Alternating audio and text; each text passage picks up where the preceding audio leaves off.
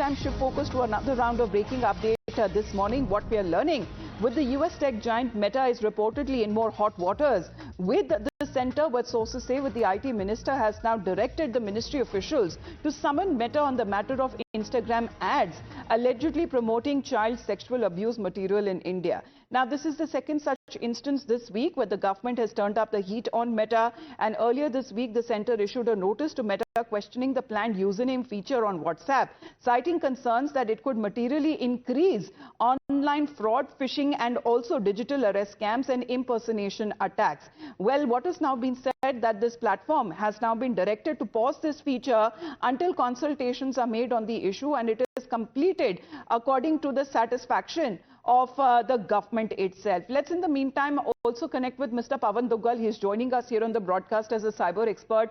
Mr. Duggal, what is your thoughts as far as Meta, the company here, is concerned? Because now what is being said on two instances.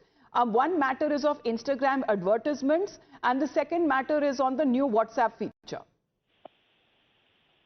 Well, the scenario is very clear.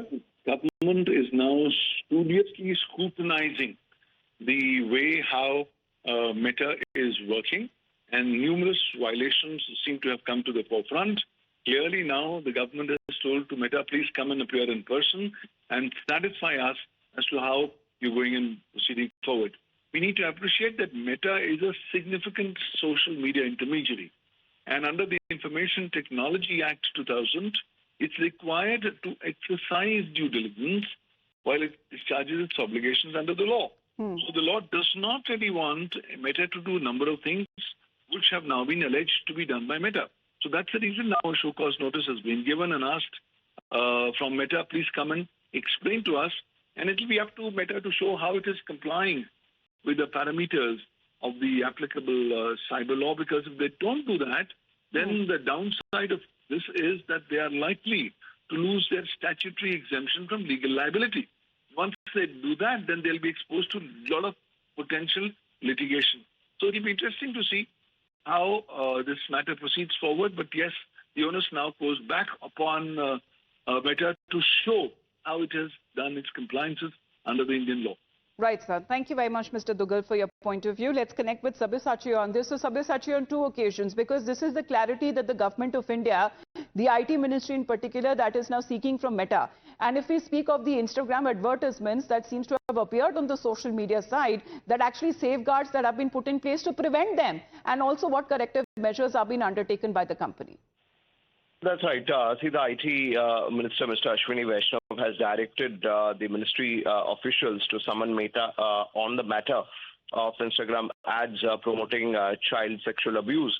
And separately, Meta also met with the IT ministry officials to discuss the username feature on WhatsApp, which the latter are worried could lead to an increase in fraud on the messaging platform. But Meta have not responded to the query on the meeting. But Meta have been saying that there is zero tolerance policy towards child sexual abuse, and that they use advanced AI technology to proactively detect violating content. Meanwhile, CSM is illegal, and Meta policies also forbid pornographic content featuring, is what we are learning that Meta had told the ministry. But ministry officials are extremely clear that they will seek explanation from Meta regarding the issue, and most likely in the coming week itself, the IT ministry officials will be summoning the Meta officials here in the national capital.